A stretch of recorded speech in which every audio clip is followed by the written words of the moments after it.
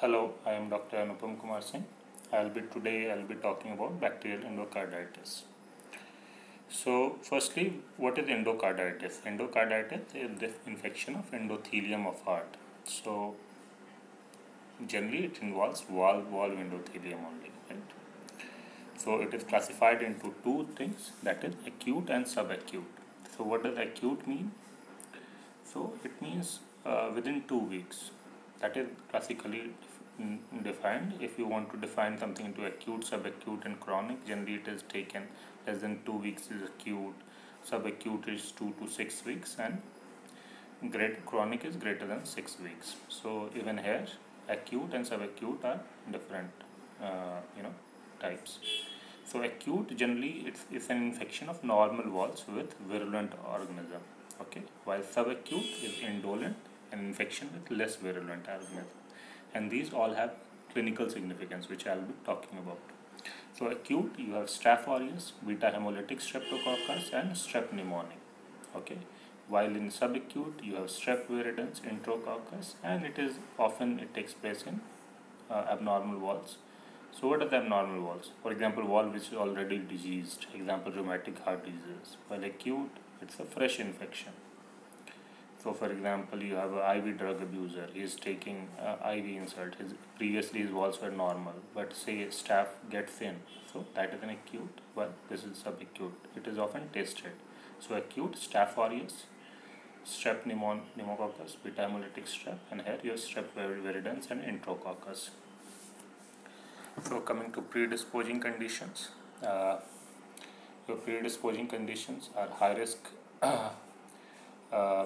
any abnormal walls. So again, what are abnormal walls? They are high and medium risk. High risk, where you have prior risk of endocarditis, RHD, aortic wall diseases, bicuspid aortic wall, complex cyanotic heart disease, prosthesis. So why I am telling you this, and this is very important. So example, you are doing a dental procedure, right? Since you are in a dental batch and it is already high risk of endocarditis, bacteremia, so there, and if the patient is high risk, then he would require an antibiotic prophylaxis. Low risk, mitral valve disease and SC hypertrophic cardiomyopathy. So this is very important to know what are high and medium risk. In high risk, the antibiotic prophylaxis is definitely given. So what are high risk? I'll repeat: prior endocarditis, RHD, aortic wall. Note the medium mitral wall is medium. M for mitral wall, M for medium. While aortic wall is high risk. Why? Because aortic across aorta lot of flow. Okay. Then risk of bacteremia. Again, anything which causes more risk of bacteremia. So I told, right?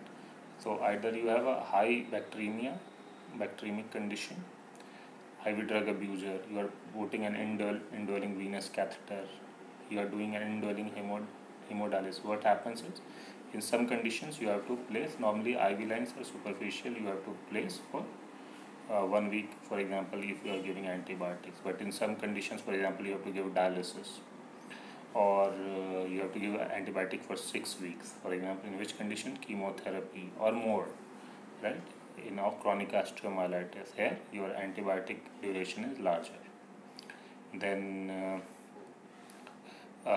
if you have prosthetic material already in heart, what are these conditions? Pacemaker, ICD graft, and say with you have a hemodialysis catheter in situ. So here the risk of endocarditis is very high, right? For example, after bacteremia. So what you do is, once you have these catheters in situ and patient starts having fever, generally the fever, it increases with bacteremia. For example, you are doing transfusion through that wall, or you are doing hemodialysis, then fevers will rise. So you take blood culture, you send the catheter tip for culture, right? In addition, and you do an echo. So endocarditis, again, so these are the predisposing conditions. Classically, the endocarditis will present with high grade fever. You will have breathlessness, chest pain, right? What are the cardinal symptoms of heart? Fatigue, angina, dyspnea, palpitation. So here also you have along the similar lines. So endocarditis I told you acute and subacute and predisposing conditions. Now coming to criteria. Now this is very important, often tested. Modified Duke's criteria is very common for how do we make a diagnosis of endocarditis. So what will happen if patient comes to you with high grade fever, breathlessness. So you investigate for all causes of fever. What are the common causes? Typhoid, malaria. But here what are interesting things that would give your focus. One, patient is having high grade fever, patient is having cardiac symptoms. You examine, you have a murmur, your blood culture will be positive, and when you do an echo you might find a vegetation or a new onset murmur. So what are the major and minor criteria? So major criteria: blood culture with common endocarditis pathogen, like as I was telling, Staph aureus, Strep viridans, Strep pneumoniae. Sometimes they are blood culture negative pathogens, that they are called HASEC organisms, right? Haemophilus bacter, Coxiella, okay, Echinococcus and Kingella. So there you will not get blood culture. So when you do a Coxiella serology, it will be greater than 1:800. Then again you see this thing on heart involvement on echocardiogram. You do an echo, you see a vegetation on an abscess or a new onset valvular regurgitation. Typically it is shown and told that you should do it through a transesophageal echocardiography, but in absence of it you can also do a transthoracic. So these are the major manifestations: blood culture, murmur either on echo or you are hearing one, possible Coxiella serology. Blood culture has to be grown in twice symptoms. Okay.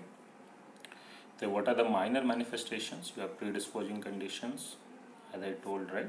Predisposing conditions are these: abnormal valves are already present, prior endocarditis, rheumatic heart disease, aortic valve or mitral valve disease, so pre-existing heart disease, prosthesis or hemodialysis, any catheter in situ. So fever, predisposing condition. Vascular phenomena. What are vascular phenomena? So you will have either emboli, septic or pulmonary emboli, right? And Janeway lesions. Immune phenomena: ocular nodes, Roth spots. Roth spot is present in eye. You are seen on fundoscopy. Ocular node, Janeway lesions. You would see Janeway lesions are petechia-like lesions in palm. Ocular nodes are painless nodes. So this is very commonly asked, which is vascular and which is autoimmune. So you say ocular node is immune while Janeway is vascular, and it's some petechia-like lesion in the palm. While the ocular nodes, you will have painless at the tip. Okay. So when do you call it definitive? You have two major present, or one major plus 3 minor or 5 minor. So these are, and generally these things have a sensitivity of 90% and a specificity of 95%. Okay. So now coming to microbiology of endocarditis. It's a native valve endocarditis. Then there can be native valve or prosthetic valve. As I was telling, that native valve more likely to be acute, prosthetic valve more likely to be subacute. So again, you can see Strep viridans late, that is 60 days, subacute. Okay, while in IV drug abusers, Staph aureus is very common. You can see the Staph aureus 68%. So these are the common causes. What are the clinical manifestations? So persistent bacteremia, fever. As I told you that the patient has high grade fever and chills, loss fatigue. Then you have valvular infection, you would see CHF, breathlessness, septic emboli. As I told, right, the bacteremia goes to various parts. The heart, there is a vegetation in the mitral or aortic valve, and it will get thrown all around, causing emboli. So some embolus might go to CNS, causing stroke, some to kidney, causing kidney infarct, some to spleen, causing spleen infarct and pain in left side, some to joints, causing rheumatic diseases, right? Glomerulonephritis, stroke, pulmonary embolism goes to lungs, and sometimes MI also. Immune complex phenomena, as I told, arthritis, glomerulonephritis, and oscillar nodes. Physical exam, when you do exam, you would hear a murmur, new onset regurgitation. On hint, head, eye, nose examination, you would see rot spot and petechiae. Abdomen, you will have tender splenomegaly due to splenoinfarct, right? The immunophenomena can give to arthritis, glomerulonephritis. Extremities, typically in severe subacute. So here you have Janeway lesions, you have hemorrhagic macules in palm or soles, while oscillar nodes would be tender nodules on pads of digits. Okay. And you will have nail splinter hemorrhages. So this question is also asked: what is the sequelae of infective endocarditis or other associated signs? So other things you can see in, if there is device, there is local tenderness. If you have pacemaker or hemodialysis catheter here, you can see that changes. So how do you diagnose it? You diagnose on basis of blood culture. You will have to the important thing, you have to get 3 sets of blood before giving antibiotic. You should have at least 1 set of blood culture, ideally 3. So you with every fever rise, you do a blood culture. You don't do a blood culture when patient comes with history of fever and patient is lying down, he has taken paracetamol, he doesn't have fever right now. No, you don't have to do blood culture now. You do blood culture only when there is bacteremia. So if patient has 101.4 or something like 100.4, beyond 100.4, then you do a blood culture. You do at least 3 sets, because 1 set alone is unlikely to pick. You see both aerobic and anaerobic by bottle, ideally spaced 1 hour apart, and you have to document. And you have to repeat 24 to 48 hours till negative, right? So firstly, you do blood culture to establish diagnosis, and then you can also document clearance. So you can do every 2 days after you have started good antibiotics. CBC, again you will see anemia. ESR will be raised due to immune reactions. ECG, sometimes, as I told, the emboli may go to the conduction system and cause conduction abnormalities. If you have low clinical suspicion, you do a transthoracic echo, and if you have high clinical suspicion, moderate to high, you can, or patient is high risk, or if your normal thoracic echo is non-diagnostic, right, and if you are still suspecting, then you do a transesophageal echo.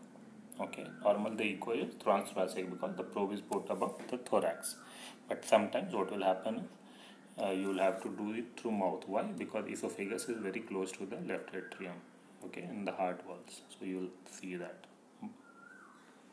So you can see the sensitivity of transesophageal echo is high, around 90%, as opposed to transthoracic echo, which varies between 50 to 70%. Then other thing, brain MRI can be helpful to detect silent cerebral emboli.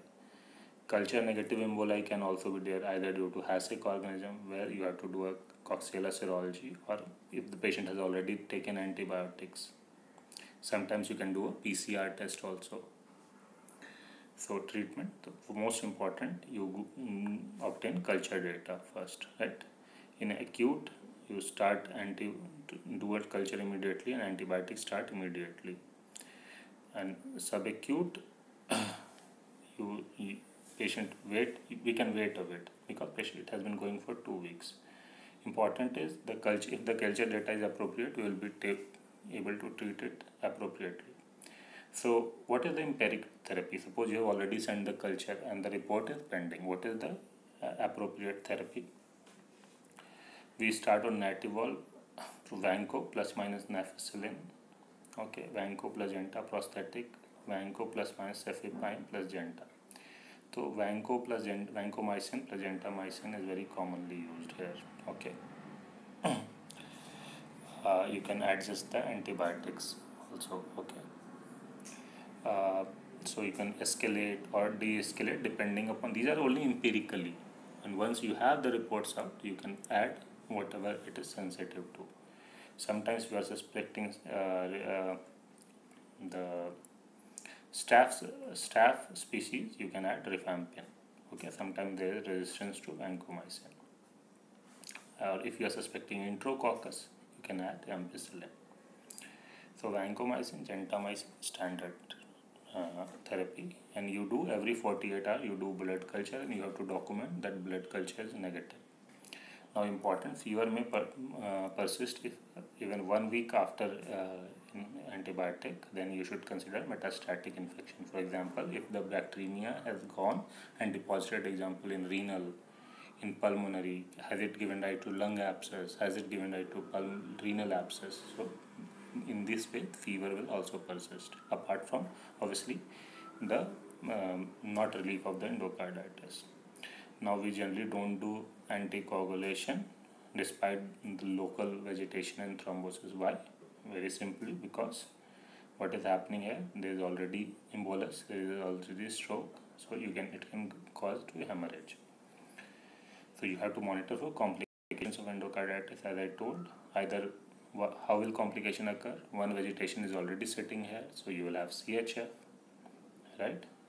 The vegetation goes to heart conduction system, so it will cause conduction block. New emboli can go to brain, lung, spleen, plus immune complexes, for example, which can cause glomerulonephritis or rheumatic fever. Duration of therapy is 4 to 6 weeks. Why? Because heart is the valve takes longer to eradicate, right? So so if you have fast native valve endocarditis, for example, previously valve was healthy, you can do even 4 weeks. And if it is the symptoms are for longer, it's a chronic disease, you have to give them almost 6 weeks or more. Uncomplicated right-sided, 2 weeks may be appropriate, but it is always good to err on high side. So you must understand the vanco plus genta, cefepime plus minus ampicillin, they have to be given for 4 or 6 weeks. So post-hospital and infective endocarditis is a very important topic. For example, in dental procedure, there is a high chance. That is why you have to give antibiotic prophylaxis. Okay, when do we do surgery? We are talking about treatment. So when you have severe valve dysfunction, when patient has refractory CHF, then it is clear that antibiotics are not able to reach heart and do their job. So you have to go till this level and remove them. Okay, remove the clean the valve. Okay. And if there is uncontrolled infection, if there is perivalvular abscess, okay, and or if there is dehiscent, okay. So severe CHF, uncontrolled infection, if you have Staph aureus or any fungus, so these are Staph aureus is very virulent, destroys the valve immediately, and fungus, it is very difficult to remove, right, and multi-resistant. So here you will have to go down and remove it from valve surface. Just like we do in incision drainage. What is happening in incision drainage? If you have pus point in your heart or your dental abscess, generally first we give antibiotics in the hope that antibiotics will come and do their job. But sometimes we will have to remove it from the source, right? You have to go, if it is not responding, we go there, we remove the pus, we clean up, and then again give antibiotics. So this is a strategy. Coming to systemic embolism, 20 to 50%, there is a risk, so that you have to settle, right, because the embolism might occur. Sometimes you have to do surgery there also. For example, if there is endocarditis, there is throwing emboli all over, and that may give rise to stroke, etc. If you have prosthetic valve infections, then again you have to do endocarditis. So let us repeat the complication. If you have severe CHF, you have uncontrolled infection not responding, if you have fungus or Staph aureus, and if systemic embolism, these are indication for surgery in addition to the antibiotic therapy. Prognosis, again for native valve endocarditis, non-IVD, so Staph aureus has very high mortality. Prosthetic valve has 22 to 23% mortality, and aortic has bad prognosis than mitral valve. Question asked, Staph aureus which sided endocarditis? Right side. Why? Because patient is taking so blood is going through inferior vena cava to right side of heart first. So what are the endocarditis prophylaxis? Which conditions? In India, mostly we given many conditions, but for example, if patient has prosthetic valve disease, as I told, at high risk, prosthetic valves, congenital cyanotic heart diseases, right? You have aortic wall, not the mitral wall. Okay, these is procedures. If a dental procedure, very important, respiratory procedure, important. Why? Because they can give to rise to bacteremia. Important. Not much prophylaxis for GI or GU procedures, right? For cystoscopy, for endoscopy, none, no. But important in dental procedure, you must give antibiotics. Respiratory procedure, we must give antibiotics. What are the regimen? You can give oral amoxicillin to 2 gram, or if the patient is not able to take, you can give ceftriaxone 1 gram IV stat. What if patient is allergic to penicillin? You can give clindamycin, IM or IV. So I hope we discussed everything. I need to differentiate between acute and chronic, how to establish the diagnosis, Duke's criteria, okay, the normal therapy, when do we do surgery, when do we do prophylaxis. So these are important questions. Thank you.